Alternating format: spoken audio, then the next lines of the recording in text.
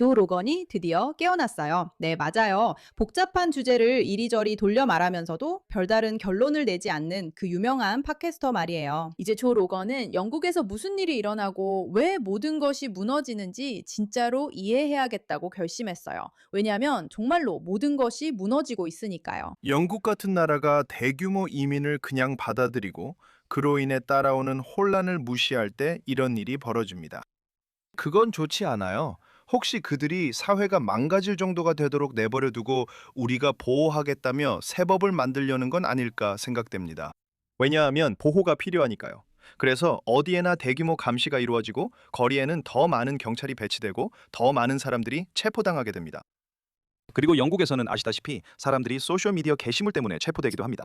저도 그런 이야기를 수없이 들었습니다. 정말 말도 안 됩니다. 중국, 러시아 둘을 합친 것보다도 더 심하죠. 영국에서 벌어지는 일들은 정말 말도 안 돼요. 조 로건이 더 이상 모른 척하지 않는 게 반갑네요. 그는 똑똑하고 성공한 사람이에요. 자기가 무슨 말을 하는지 잘 알아요. 그런데도 이 주제엔 계속 눈치만 봤어요. 또 영국에서 벌어지는 미친 일을 제대로 지적하지도 않았죠. 정말 말도 안 되는 일인데요. 좋은 점은 데이브 루빈이 이런 걸 지적하는데 두려움이 없다는 거예요. 그가 있어서 정말 다행이에요. 올해 1000명입니다. 작년에는 12,000명이었어요. 그리고 이것이 바로 마그나 카르타였습니다. 여러분에게는 분명 이민, 문화, 그리고 거리에서 벌어지는 살인 사건들 말고도 또 다른 문제가 있습니다. 그리고 여러분이 계신 곳에서 멀지 않은 곳에서도 그런 일이 있다는 걸 저는 알고 있습니다. 여러분은 이런 사건이든 다른 일이든 기존 서사에 어긋나는 트위터 게시글을 올린 사람들을 감옥에 보내고 있기도 합니다. 여기 로버트 F. 케네디 주니어가 건너편에서 무슨 일이 일어나고 있는지에 대해 이야기합니다. 그리고 지금 영국에서는 트위터 게시글로 사람들이 감옥에 가고 있다는 거 아시죠? 올해만 12,000명이 그렇습니다. 상황이 얼마나 나빠졌는지 거의 이해할 수 없을 정도죠. 그렇지 않나요?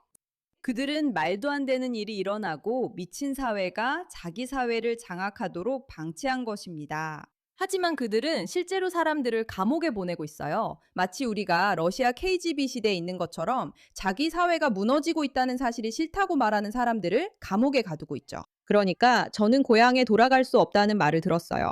제가 지금 일어나고 있는 모든 일들이 마음에 들지 않는다고 말했기 때문에 테러리스트로 간주될 수도 있다고 하더라고요. 지난 1년 동안 12,000명입니다. 그리고 이게 바로 마그나 카르타가 작성된 이유였죠. 그런데 지금은 그냥 독재 정권일 뿐이에요. 그들은 살인, 강간 등 일부 범죄를 제외하고 배심원 재판을 없앴어요. 이제는 그냥 판사만 있어요. 그러니까 그게 소셜미디어 위반이든 뭐든 간에 동료 시민들로 구성된 배심원단에 의해 합리적으로 판단받을 수 없다는 거죠. 아니에요. 그냥 판사가 판결을 내리는 거예요. 그리고 그중 많은 부분이 이민에 대한 비판이에요.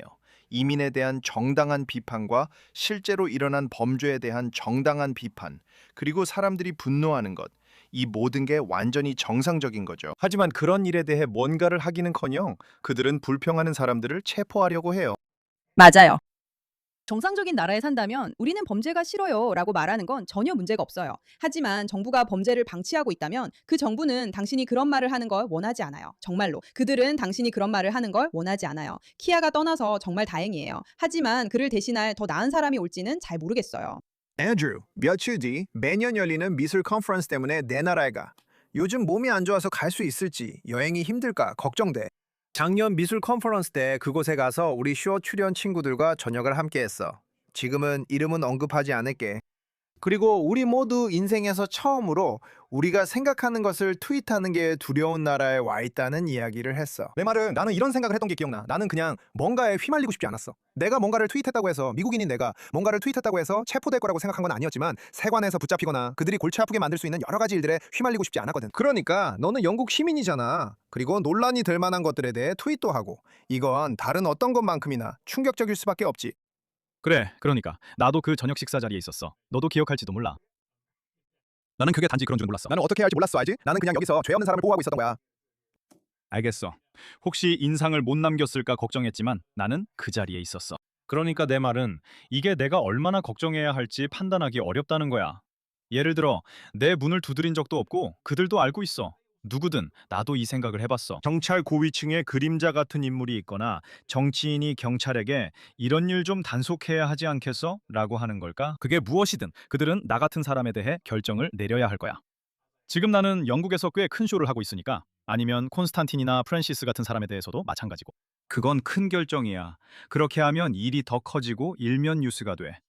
이미 말도 안 되는 이야기로 커지고 있었는데 더 커지는 거지. 그래서 난 한 번도 누가 문을 두드린 적이 없어. 나는 누가 찾아왔으면 하는 마음도 있는데 좋아, 카메라 가져와 같은 느낌이야. 그래서 러시아에 있는 누군가와 똑같은 두려움을 느끼는 건 아니야. 그리고 사람들이 또 이런 얘기를 해. 지금은 러시아보다 표현의 자유 침해로 인한 체포가 더 많다고 말이야. 우리가 이런 것들을 비교하거나 동등하게 여길 수 있는 단계까지 왔다는 것 자체가 터무니없는 일이야. 하지만 내 말은 러시아가 모든 표현의 자유 문제를 기록하는지 의심스럽다는 거야. 그래서 우리는 전부를 완전히 알지 못해. 하지만 내 말은 내가 지난 몇 년 동안 이와 관련해서 인터뷰했던 몇몇 사람들 중에는 누군가는 하루 동안 감방에 갇히기도 했어. 하루 종일 말이야. 누군가 그가 학교 왓츠앱 그룹에서 학교를 비판했다고 신고했기 때문이야. 욕설이나 인종차별적 언어는 아니었고 단지 매우 비판적이었어. 학교에서 신고했고 여러 명의 경찰이 그의 집에 찾아와서 딸 앞에서 그와 그의 아내를 체포해 데려갔어. 끔찍한 일이지만 그 딸은 절대 그 일을 잊지 못할 거야. 그리고 그들을 오랜 시간 동안 감옥에 가뒀어. 그래서 정말 걱정스러워. 불행하게도 우리는 일종의 권위주의로 점점 미끄러져 가고 있어. 같은 말을 반복하고 싶진 않지만 나는 자주 다문화주의에 대해 이야기해. 그게 이 모든 일의 핵심이라고 생각해. 결국 네가 전에 물었지. 경찰이나 정부가 통치할 진정한 권리가 있을까? 아니면 그 권리를 포기한 걸까? 이건 정말 어려운 문제야. 사람들이 진지하게 생각하지 않는 무서운 부분이 있어. 정부뿐만 아니라 BBC도 마찬가지야. 국가방송사의 장단점에 대해 논쟁할 수는 있지만 결국 그것은 그 나라의 문화를 반영해야 해. 전혀 그렇지 않아. 궁금해하는 분들을 위해 말합니다. 문화가 정의상 다문화라면 다문화가 무엇을 의미하든 간에 그렇다면 그게 우리에게 무엇을 반영해 주는 거지? 그러니까 너와 나 그리고 제프리가 말하거나 생각하는 것 그리고 그의 청중 대부분이 구루밍 갱단에 대해 생각하는 것은 분명히 잼크가 생각하는 것과는 다르다는 거지. 지금의 500만에서 600만 명의 무슬림도 그렇게 생각하지 않아. 모두가 그 의견에 동의하는 건 아니고 동의하지 않는 이들도 많아. 하지만 이 나라에는 500만 명, 어쩌면 그보다 더 많은 무슬림들이 있고 그들 중 많은 사람들이 다른 민족적 배경을 가지고 있어.